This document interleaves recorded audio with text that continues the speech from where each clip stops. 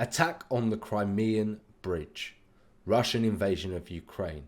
Documentary by Kings and General. Let's go!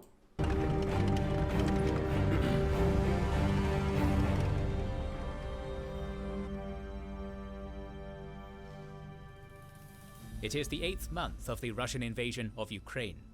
Much has happened on the battlefield and the diplomatic front in the first half of October, but unfortunately we're no closer to the end of this war.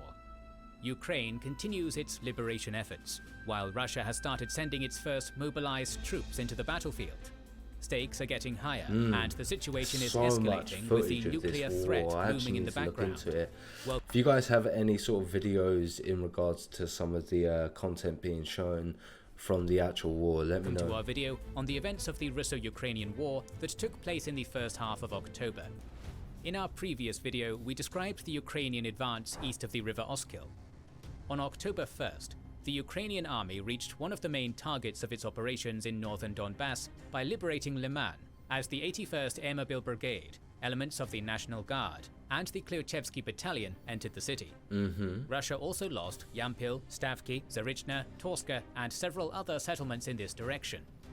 At this point, the objective of the Russian command was to establish a relatively stable defensive line from Svatova to Kreminna. The loss of Svatova would mean the loss of a critical logistical line in North Donbass, and the liberation of Kreminna would increase the threat on the Severodonetsk-Lysychansk agglomeration, which Russia lost many men and equipment capturing. Russia retaliated for its losses with a missile strike on Kharkiv, which took the lives of 24 people. Russian setbacks since September have caused significant discontent in the elite as well. The Chechen leader, Ramzan Kadyrov, heavily criticized the commander of the Central Military District, General Lapin, for the Russian losses on this front, and accused the Chief of Staff, General Valery Gerasimov, of protecting Lapin. The oligarch and owner of the Wagner Group, Yevgeny Prigozhin, supported Kadyrov. Both Prigozhin and Kadyrov have armed groups, and they have been among the most vocal supporters. So I knew the Wagner leader tried to get members of the Putin regime's generals removed, but I didn't realize this other guy was involved. And consistently urged Putin to escalate in Ukraine. It seems like there is some fight for power and status between the Ministry of Defense on one side and Kadyrov and Prigozhin on the other. On October 7th, The Washington Post published a story claiming that a member of Putin's inner circle criticized him personally for military setbacks in Ukraine. Around the same time, several Russian military bloggers theorized that cracks were forming in the Russian elite as pro-war and pro-peace groups developed in the Kremlin. Oh, that's Prigozhin and Kadyrov are prominent members of the pro-war faction who intend to discredit the Russian military command and strengthen their political positions through their actions in Ukraine. The pro-peace group consists of Russian officials who want a negotiated settlement with the West to avoid losing their assets and links with the West. We don't have sufficient information about internal processes in the Russian elite. Still, it is noteworthy that following Kadyrov's and Prigozhin's criticism, drastic changes were made in command of the Russian occupation force in Ukraine. In early October, it was reported that Lieutenant General Roman Berezhnikov replaced Colonel General Alexander Zhuravlev as the commander of the Western Military District, while Lieutenant General Rustam Muradov became the commander of the Eastern Military District instead of Colonel General Alexander Chaiko. Interestingly, Lapin has not been replaced, despite heavy criticism, as it seems like Putin does not want to acquiesce to the public demands of one of the factions, as balancing these factions has been one of the key factors behind his long reign.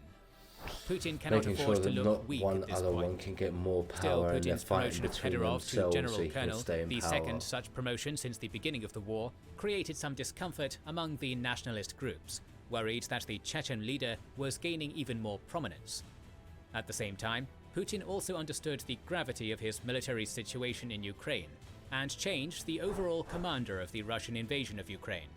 General Sergei Surovikin, known for his brutal targeting of civilians in Syria, was appointed to this position on October 8th. Very soon, he started implementing his usual tactics in Ukraine, and we'll talk about it in a bit. But for now, let's go back to describing the developments on the North Donbass front. Following the liberation of Liman, the Russian withdrawal along the front continued.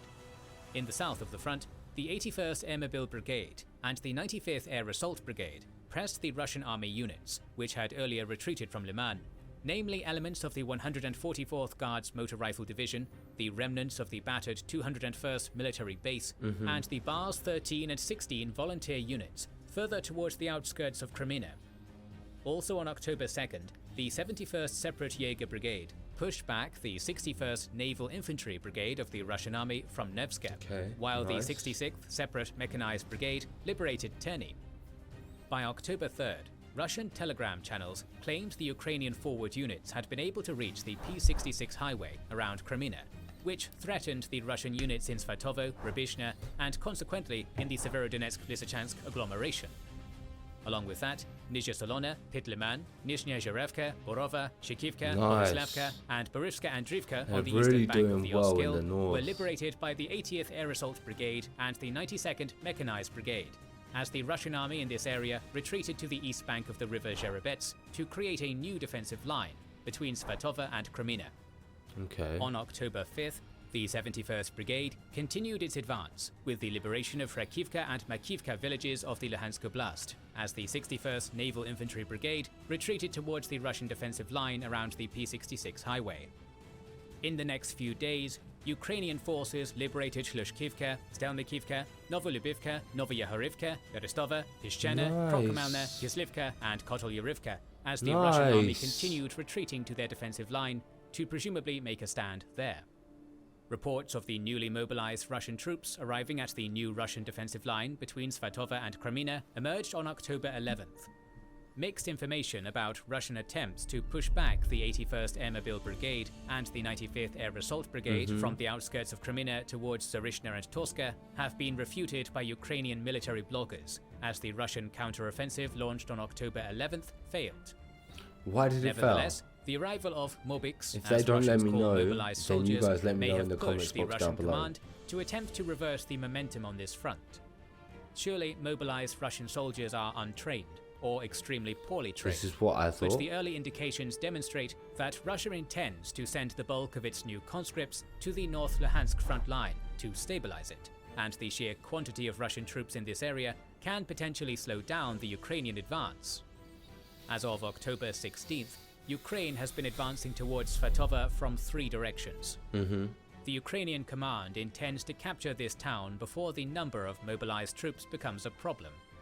For now, Mobiks and the remnants of the Russian army routed in the Kharkiv Oblast are the best hope for Russia to prevent the Ukrainian advance on Svatova and eventually Starobilsk, which, as we noted before, are critical logistical hubs for the Russian military presence in North Donbass. Hence why they want them. Losing them would mean that Russia would have to supply its troops in Donbass via a much longer route, from the MO4 and E40 highways and railroads along them, which would only exacerbate the Russian supply problem, which could potentially become a heavy blow for the whole Russian occupation campaign in Ukraine by becoming a massive problem for the Russian group in the Severodonetsk-Lysychansk agglomeration, putting Russian control over vast lands north of the city of Luhansk under serious threat. Or counter-offensive We must mention that both the Wagner mercenaries and LDNR separatists started constructing a line of World War-style trenches in the Hirska-Zolota area, which is currently 20 kilometers from the front.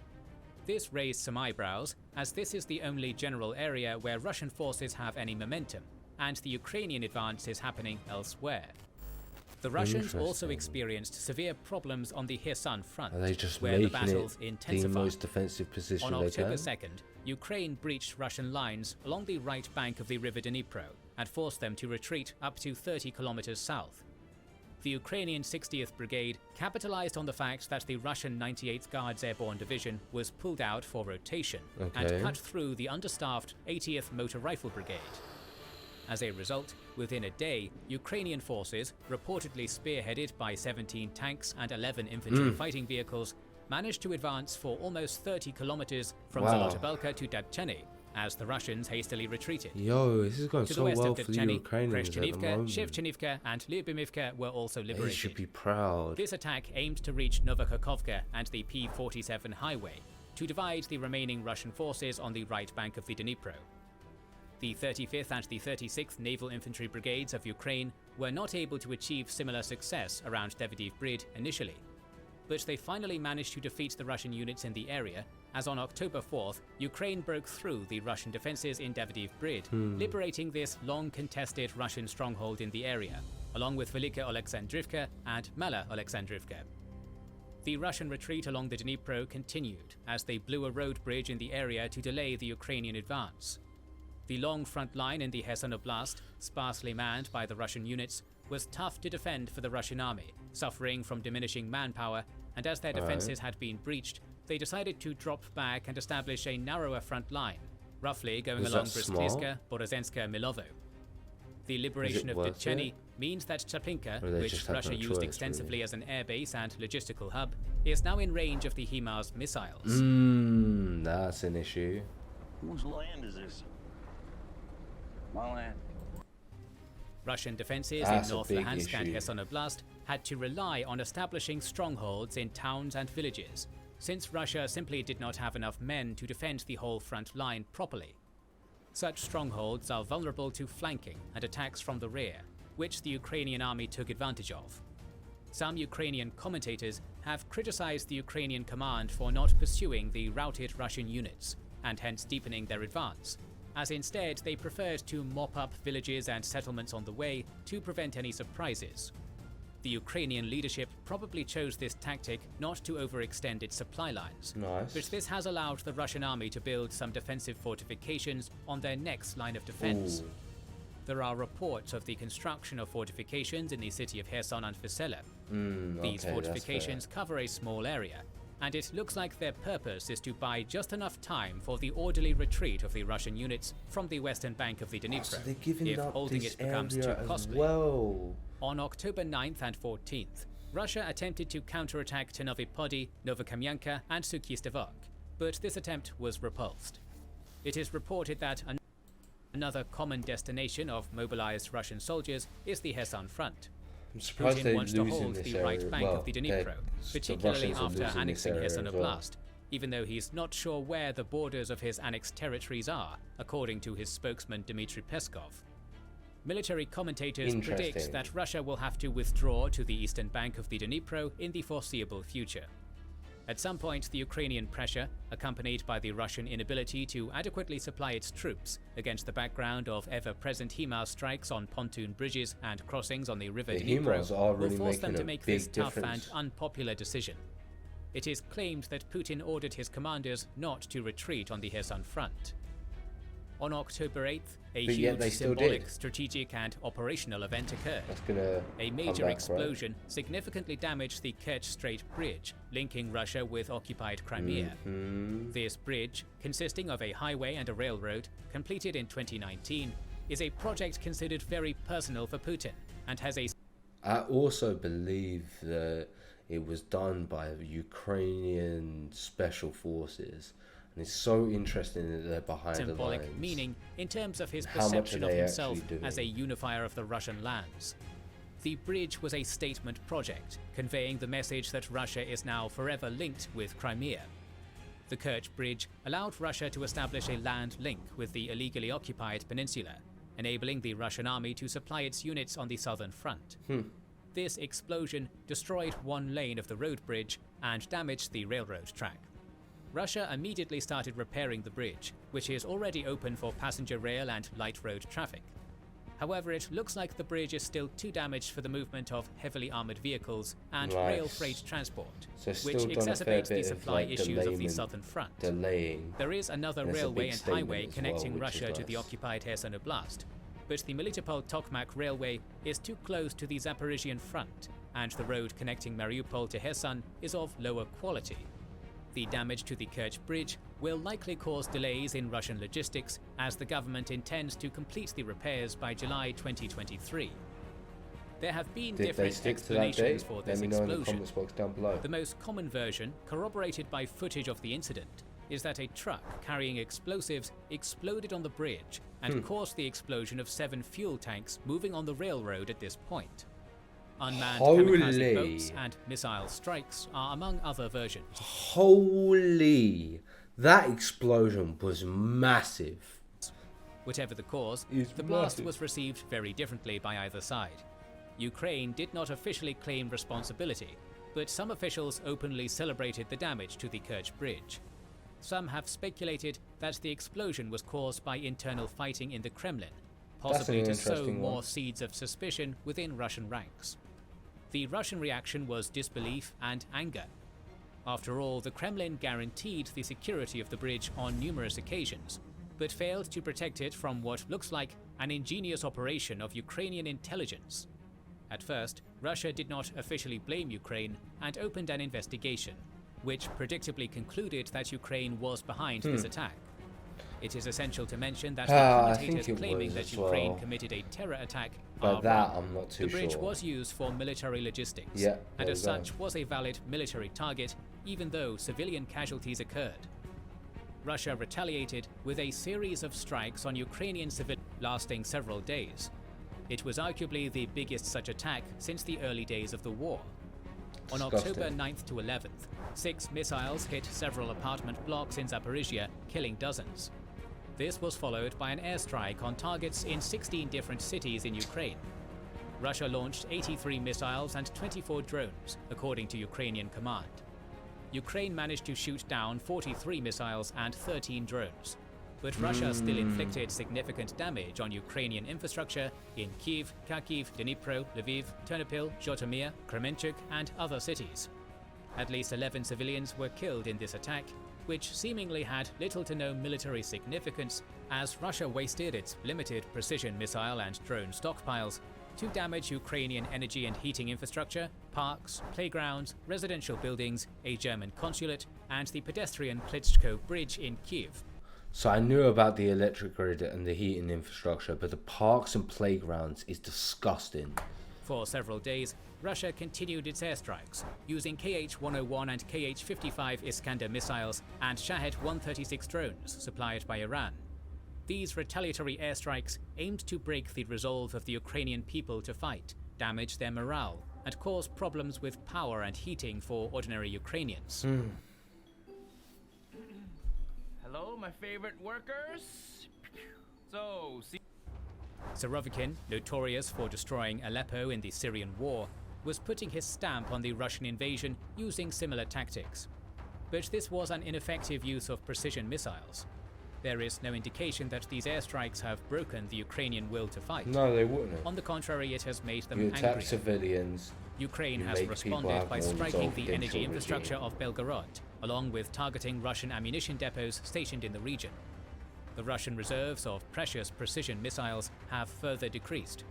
According to the Ukrainian Defense Minister, Alexei Reznikov, Russia has used 1,235 out of 1,844 Iskander, Kalibr, and air-launched cruise missiles since the start of the war. Production of such missiles takes time, and sanctions imposed on Russia may impact further production. Moreover, this attack has prompted the Western coalition to provide more air defense systems to Ukraine. Germany delivered Iris-T air defense systems, Spain pledged 4 Hawk air defense systems, the United States decided to expedite the delivery of the NASAMS air defense systems, France promised to provide Krotal short-range anti-air missiles, while the United Kingdom agreed to donate AMRAAMS missiles compatible with NASAMS, while NATO is going to provide 100 drone jamming stations to counter the Iranian drones. The Russian mobilization, the declared annexation of the occupied Ukrainian lands, and the brutal attacks on Ukrainian infrastructure have pushed the West to provide more military support throughout the first half of October. It's just not going to stop. The United States pledged 155mm and 105mm howitzers, Excalibur precision-guided artillery shells and other artillery shells, HIMARS and HARM missiles, more armored vehicles, Claymore mines, anti-tank weapons, and so on. Canada promised to deliver winter uniforms, drones, and satellite services. The United Kingdom will provide 18 more howitzers and aerial drones. Germany agreed to send more Panzerhaubitze 2000 howitzers and Mars 2 MLRS. The West managed to maintain a steady supply of weapons to Ukraine in October too.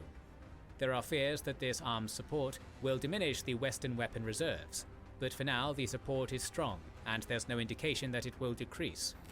Russia also made moves to replenish its weapon stocks. They have regularly used Shahed-136 loitering munitions on Ukrainian military and civilian targets in its mass air attacks following the explosion on the Kerch Bridge, and earlier on Bielosevka near Kyiv. According to the Ukrainian Southern Operation Command spokesperson Natalia Hymenyuk, Russia possesses between 300 to several thousand Shahed 136 drones. Really? Later, reports from Ukraine claimed that Russia had asked Iran for 2,400 more drones. Iranian telegram channels also reported that Russia had ordered Arash-2 drones and Fateh 110 and Zulfikar missiles from Iran. The efficacy of these missiles is debated, but we know that they can respectively hit targets 300 and 700 kilometers away. On a separate note, Russia also decided to take 800 T-62 tanks and some World War II-era D-1 howitzers out of storage to use in Ukraine. There are reports that the main Russian tank factory, Uralvagonzavod, could only produce 24 tanks in September, primarily by cannibalizing old tanks, which is not nearly enough to replace their losses in armor. Simultaneously, it became known that Russia failed to deliver the T-90C tanks ordered by India and is using them in Ukraine. These tidbits show that Russia has problems in terms of hardware production. Interesting developments occurred in Belarus, a staging point for the initial Russian attack on Kyiv in February, also used for the missile strikes. It has been relatively less involved since the early days of the invasion, but throughout the war, rumors have been circulated about the impending deployment of the Belarusian army against Ukraine. A scary so far, this has not happened, isn't it? Even though it has been reported that Putin has been pushing Lukashenko to send in his troops. But this might be changing. On October 8th, Belarus officially accused Ukraine of preparing to attack its territory. On October 10th, it was reported that Belarus sent several dozens of its T-72A tanks to Russia. Moreover, Lukashenko announced the deployment of the Union States regional grouping of forces. Currently, it seems that only 9,000 Russian soldiers will be in this regional grouping, mainly consisting of the 1st Guards Tank Army and several airborne units, which have suffered heavy losses. So they are getting some troops, that Belarus is preparing to host 20,000 mobilized Russians within the framework of the IGF. This may allow these men to be trained appropriately and to fix a considerable amount of Ukrainian forces near Kyiv to be ready for any incursions from the northern borders of Ukraine. Just in case.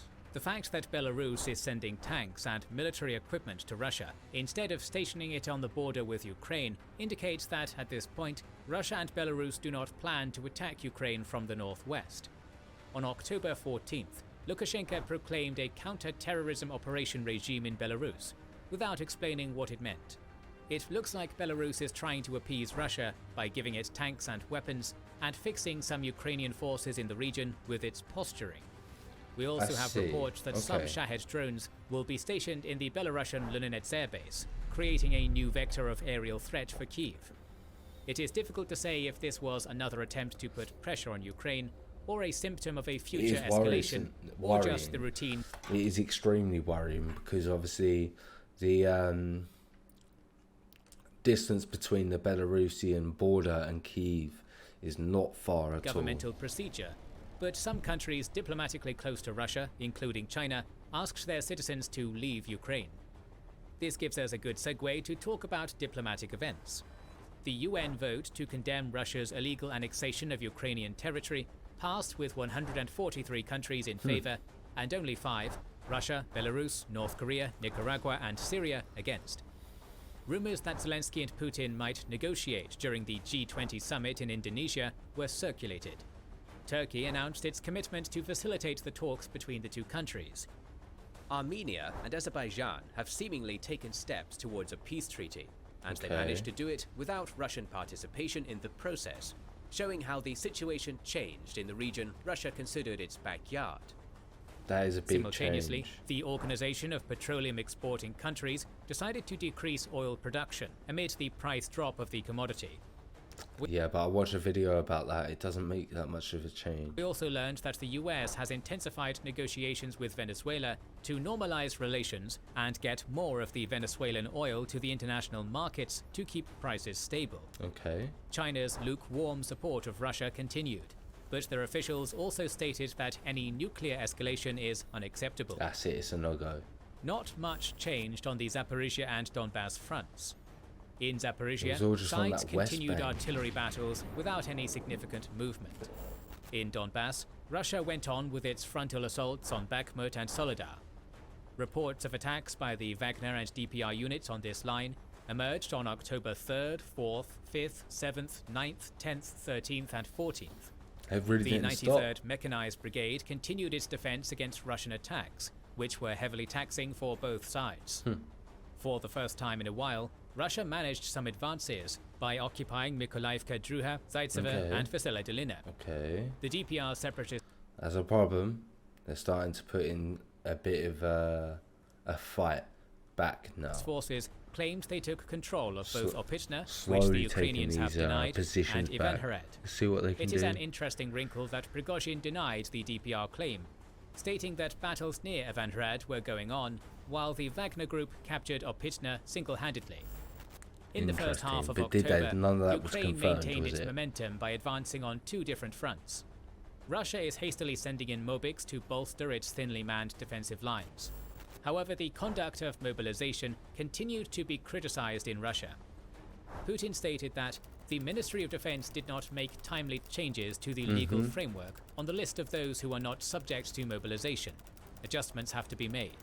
While the chairperson of the Russian State Duma Defense Committee, Andrei Kotopilov, so it's just going to change the wording to make more people get conscript, It is quite a heavy accusation, showing the Russian elite's frustration. But the problems with the Russian mobilization are so evident that even Russian officials cannot help but criticize it. For instance, on October 15th, the Russian Defense Ministry stated that 11 conscripts were shot dead and 15 were injured on a military firing range by 2 of their fellow soldiers, possibly on religious grounds. Russia continued its efforts to recruit inmates. What? 2 of the conscripts were shot by fellow soldiers. According to the Russian Human Rights Organization, Sitting Russia, sitting is a slang term for it just makes you not want to. It makes you not want to get and the called up Foundation even for the more. Rights of Inmates. It's not good. At least 15,130 inmates have been deployed in Ukraine. 700,000 Russians have already fled their country since mobilization was declared, according to Forbes' Russia report of October 4th. Other reports claim that the number is higher than 1 million at this point. It really could be higher than 1 million at this point. You don't know. Russia may claim that the mobilization is partial, but the events on the ground show that it will continue indefinitely. Training, supply and command of the Mobics remained a big problem for the Russian army. Tens of thousands are already on the front lines with no training, hundreds dead or captured. The United States continued asserting that there are no indications of Russia preparing for a nuclear strike, but the tension is still there. The tension is always there, and it's so worrying. Presumably pushed Elon Musk to suggest his peace proposal, which asks Ukraine to accept the annexation of Crimea by Russia and hold referendums in 4 occupied oblasts of Ukraine, supervised by international monitors. I mean, Musk really shouldn't be getting involved in this situation. Crimea should never have said that. Like, Zelensky is never going to give up Crimea. So I doubt that's going to happen. And the